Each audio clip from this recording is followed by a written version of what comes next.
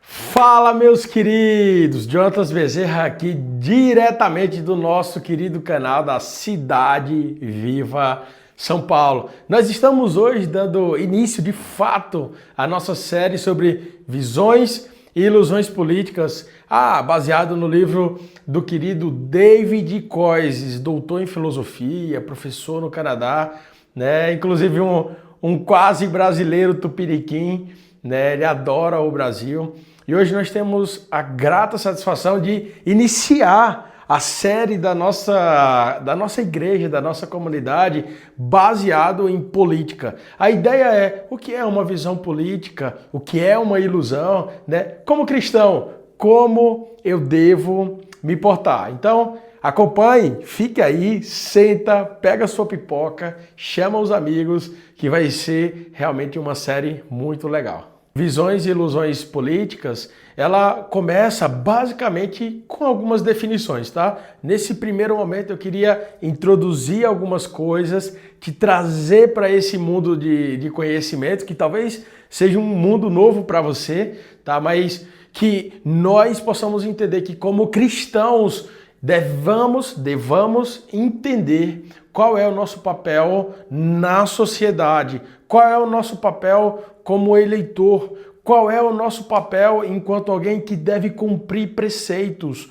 ou deveres, cumprir deveres e buscar direitos. Tá? Eu queria inicialmente começar falando sobre visões, ideologias. Né? Existe um termo muito conhecido, né? Principalmente cunhado em alemão, né? Que é o Weltanschauung, né? Que basicamente é, ou em inglês, a worldview, né? Que é a visão de mundo, ou como conhecemos mais carinhosamente, a cosmovisão. A cosmovisão basicamente é a forma com que nós enxergamos o mundo. São as nossas, eu diria, as nossas lentes. Tá? E aqui entra um link com o que alguns teóricos chamam de ideologia. Né? O que significa então, Jonatas, a ideologia e como que nós podemos, na prática, entender isso? Né? De qual ideologia você é? Você é feminista? Você é naturalista, ambientalista? Será que você é conservador, capitalista, um liberal, um anarcocapitalista? Em que espectro político, por exemplo, você se encontra? Ou você é só direita, de esquerda, conservador, progressista? São muitos termos e aqui nós vamos destrinchar alguns, tá? E com a graça do Senhor nós vamos aprender. Eu queria inicialmente começar falando sobre a ideologia. A ideologia que vai acabar culminando na cosmovisão. E aqui para você que é cristão ou não cristão, né? Espero que muitos não cristãos nos ouçam e nos assistam aqui, mandem suas dúvidas e participem conosco. A ideologia foi um termo criado justamente para apontar coisas em que parcela da população se atém a defender. Então, por exemplo, alguém que é ambientalista, né, por exemplo, participa do Greenpeace, né, alguém que se dedica somente a essas causas. Alguém que, por exemplo, é socialista, né, do espectro marxista-leninista, né, que se identifica, por exemplo, como um comunista. É alguém que valoriza o espírito comunitário, mas valoriza também a classe econômica, ou seja, a luta de classes, né? Ou alguém do outro espectro, alguém que adora o Adam Smith, o John Locke com o liberalismo, né? Em que o progresso individual é o grande estandarte da revolução e da transformação tecnológica. Nós temos alguns espectros aqui que apontam qual a ideologia. A minha pergunta para você é clara e é simples, né? Hoje, se ponha no seu próprio lugar, né? E pergunte-se, qual é a sua ideologia? E qual seria a sua responsabilidade hoje? Porque veja, se você cultiva uma ideologia, ela tem um grande fim. E aqui eu quero provar. Aguarda essa. Eu queria provar para você, né? E o livro do David Koyes, ele consegue ser incrível nesse aspecto de que, no final das contas, toda ideologia, ela tenta mimetizar o plano criacional do nosso Deus. Qual é o plano criacional do nosso Deus? Qual é a história da humanidade? A história da humanidade é que o Senhor criou a terra, é que o pecado aconteceu e nós caímos. Esse aqui é o grande mal. Mas que houve uma transformação. Então nós falamos sobre a criação, a queda e a restauração associado à consumação. No final das contas, toda ideologia tem o seu grande mal e a sua grande redenção. Eu queria, o socialista vai dizer que a grande redenção é a luta do proletariado, é o governo dos proletários, essa transformação poderosa que, por exemplo, a luta de classes pode promover. No lado do liberalismo é esse progresso a todo custo, é esse progresso humano, individualista, de que realmente a liberdade, às vezes até pontos libertários, é o que vão levar você de um ponto A a um ponto B, que vai trazer salvação, que vai trazer a melhora e as respostas que a sociedade espera. E eu queria dizer para você que no final das contas, toda ideologia política, escuta essa, vamos lá, toda ideologia política, no final das contas, se liga a uma raiz religiosa. Há uma raiz religiosa no sentido de que nós esperamos que alguns aspectos da ideologia nos salvem, nos entreguem um mundo que é redimido, um mundo que de fato não haja desigualdades, não haja tristeza, não haja dor, que são coisas inerentes à nossa realidade de agora. Então, nesse livro, Visões e Ilusões Políticas, nós entendemos que no final das contas, todas as ideologias se apropriam de pequenos espectros do mundo de Deus. Todas as ideologias, elas se apegam a algumas pequenas partículas do mundo de Deus. Né? O nacional, o nacionalista, alguém que ama a nação, ele se concentra no orgulho da sua comunidade. O liberal se concentra em si mesmo, é o humanista.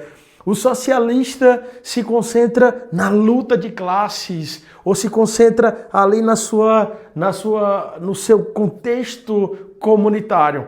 O que nós como cristãos entendemos é que Cristo, ele veio para redimir todas as coisas, né? E essa vai ser uma das perguntas respondidas ao longo, né? Como um lindo fio condutor dessa série, nós vamos responder. E eu, como cristão, ou como alguém que quer honestamente, com honestidade intelectual, conhecer qual é a posição real, equilibrada de um cristão, para que faça diferença na sociedade ao redor, ou como um agente votante, ou como algum agente político ativo, como que nós podemos fazer a diferença acontecer. Isso é fato. A visão, ela pode se tornar uma ilusão, mas eu queria que você já deixasse aí no seu background, no seu drive cognitivo.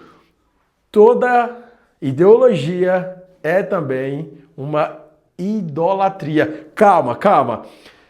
Não importa se você é de esquerda, de direita, de centro, nacionalista, se você é social-democracia ou anarcocapitalista, calma. Nós vamos nos entender, continua nessa linha do tempo que nós vamos agora continuar aprofundando.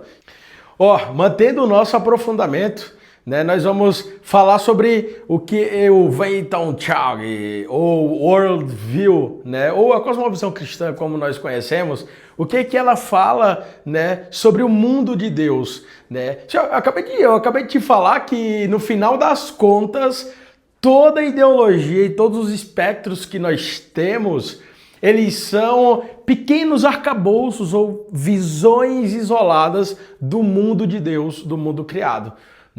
Então, pensa que, por exemplo, será que se eu defendo um estado de bem-estar social, um estado que mantenha, né, que seja responsável por justiça social, por regulações econômicas, mas também defendo o crescimento profissional, né? O avanço individual. Então, em qual espectro político, por exemplo, essa pessoa, né? Este indivíduo, né, fictício aqui trazido se enquadra? Então, essa é uma pergunta retórica, tá? Para você. Eu queria que você fosse guardando essas perguntas e levasse-as até o final da nossa série, porque você que é cristão, ou você que pelo menos quer entender um pouco mais sobre a visão do cristianismo, nós vamos até o final para te responder essa pergunta. Mas o fato é, qual é,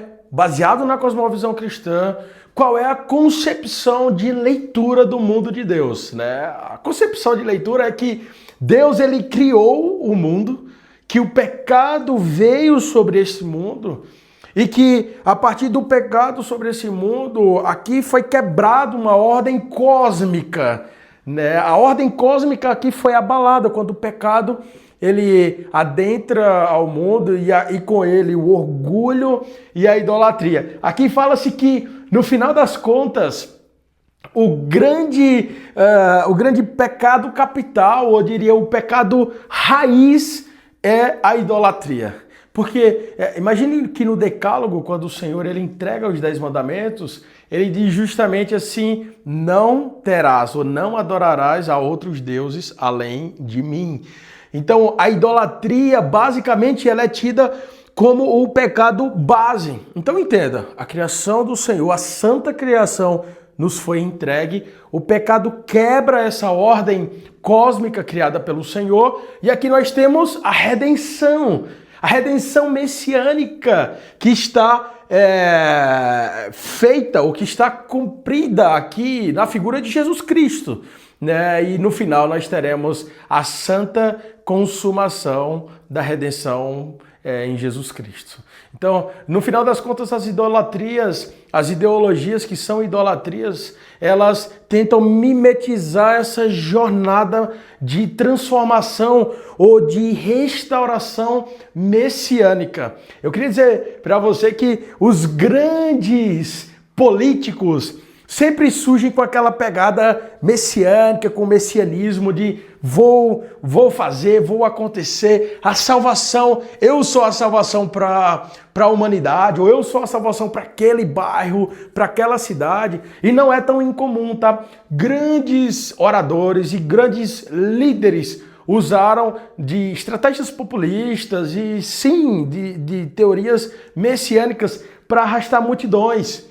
E aqui eu queria ser claro e utilizar a santa palavra do Senhor. Eclesiastes 3:11 nos diz assim: o Senhor plantou no nosso coração o anseio pela eternidade. E eu queria que você entendesse isso. O Senhor, ele colocou em nós o anseio pela eternidade. Santo Agostinho diz que o nosso coração não conseguirá repousar enquanto não achar repouso ou não achar descanso no próprio Deus. Eu queria falar para você que briga com a família em época de política, que a política, né, ela é muito mais do que alguns períodos eleitorais em que você vai lá na urna, digita o número e vota em alguém. Eu queria te dizer que não existem candidatos messiânicos que vão transformar a nossa realidade de uma forma mágica e milagrosa, assim como nós ansiamos. Veja, talvez você nem seja cristão, mas o seu coração anseia por algo que vá transformar a sua realidade ou a realidade das pessoas que você ama. Um rapaz, um grande estadista holandês chamado Abraham Kuyper, ele dizia: não há nenhum centímetro quadrado sequer da existência humana que o Senhor não olhe e diga e aponte: é meu. Então, esse anseio que há no nosso coração, tanto como indivíduo ou como comunidade, vem muito desse nosso anseio de restauração, de redenção, que só acharemos na pessoa de Jesus. Como diria Bob Goodsworth, no final das contas, Nós somos seres essencialmente adoradores. E aqui o fato é que ele nos traz à baila um conceito muito interessante sobre a idolatria, sobre a religião. Nesse caso, uma forma de adorar que talvez você nunca tenha pensado. Bob Goodsworth, que foi um grande filósofo sociopolítico, ele traz os seguintes conceitos de que nós, enquanto seres, adoramos a algo ou alguém, tá? Então, vai nesse fio aqui condutor. Se nós adoramos a algo ou alguém, nós nos conformamos a algo, objeto de adoração. Tá? Então, não se perca comigo. Se você adora alguém, você se conforma a este objeto da adoração. E além disso, você transforma a realidade circundante, a realidade que você está imerso, baseado nessa sequência. Então, vamos comigo aqui, para que você entenda que, por exemplo, mesmo que você seja ateu, por exemplo, eu sou ateu, não creio no nosso Santíssimo Deus onipotente, onipresente e onisciente. Né? Se você é alguém que, por exemplo, não acredita em Deus e se declara como ateu, é fato que você adora a algo. Mesmo que esse algo não seja o Deus vivo, você pode adorar, por exemplo, ao conhecimento, você pode adorar a arte, a estética, a plástica, ao autodesenvolvimento, né, ao autodesenvolvimento humano, por exemplo. Então, o socialista, por exemplo, pode adorar a luta de classes, a essa transformação econômica como o grande viés transformador da humanidade. O liberalista, por exemplo, pode entender o individualismo, o crescimento ou a sua subdivisão econômica, que é o capitalismo, como a resposta última de todos os problemas e a resolução, aquilo que há de redimir toda a realidade, toda a sociedade, resolvendo todos os problemas.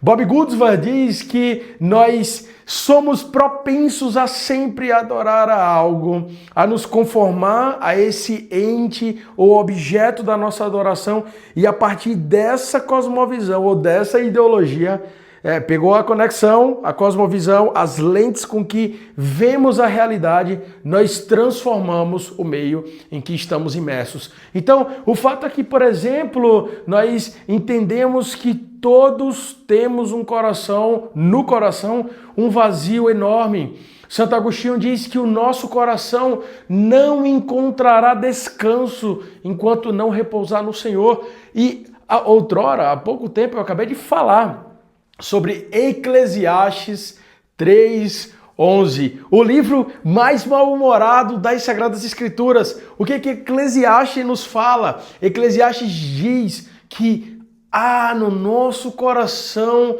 um anseio pela eternidade. No final das contas, nós entendemos que o fato de vivermos por ideologias podem nos levar à idolatria. Então nós estamos aqui em São Paulo num período agora eleitoral. É óbvio que como cidadãos nós vamos precisar exercer o nosso direito, né? Nós teremos que exercer o nosso direito de voto. Mas a pergunta é: em quem, pastor, eu deveria votar?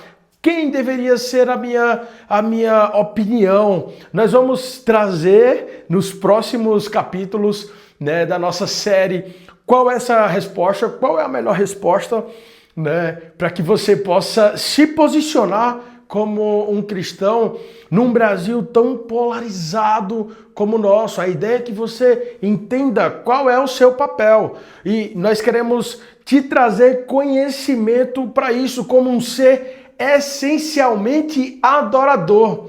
Que você entenda que no final das contas a nossa posição política, sim, como cristão nós devemos falar sobre política. Talvez você deva ter ouvido em algum lugar: sobre política eu não falo, política e religião não se discute. Mas é claro que não. Mas é claro que não, nós precisamos discutir sobre quaisquer assuntos. E política, religião, ou as ideologias, as idolatrias precisam ser tratadas.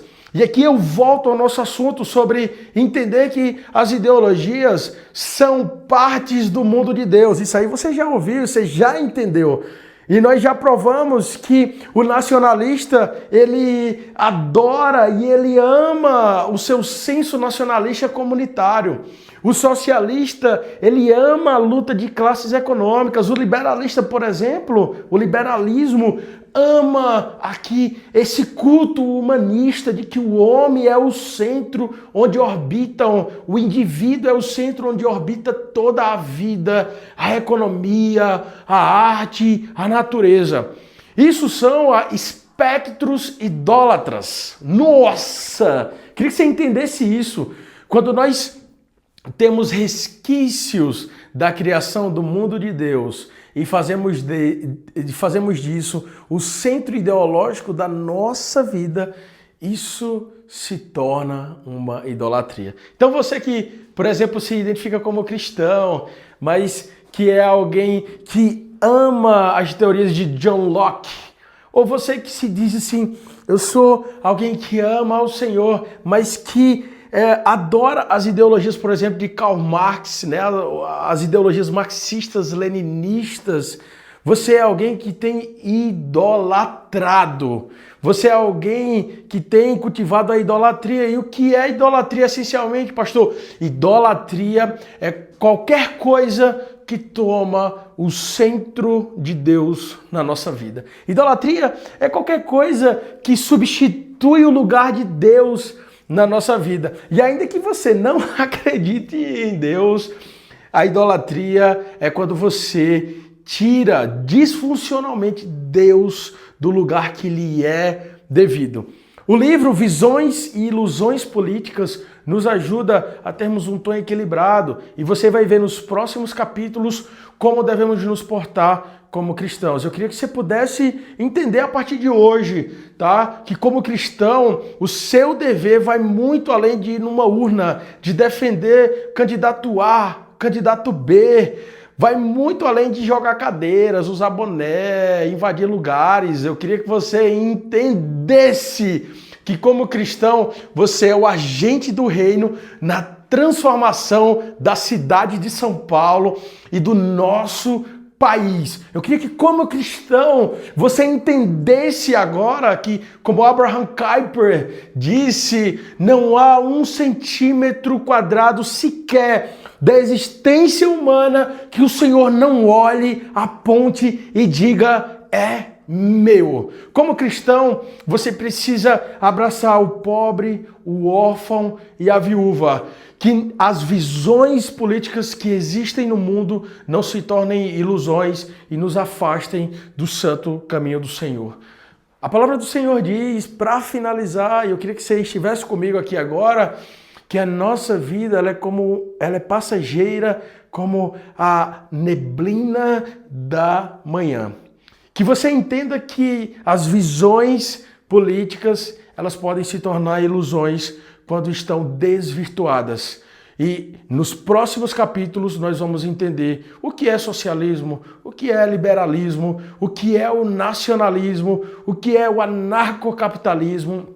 Eu queria que você estivesse conosco para estar cada vez mais sólido na santa palavra do Senhor, nos propósitos que temos para a nossa vida. É só o começo. Aqui nós fizemos uma breve introdução, um breve relato e eu queria finalizar esse primeiro episódio falando para você com as palavras de Santo Agostinho. O nosso coração, o seu coração só achará o repouso quando descansar em Deus. A resposta não está na direita, a resposta não está na esquerda, nem ao centro, nem nos nacionalistas.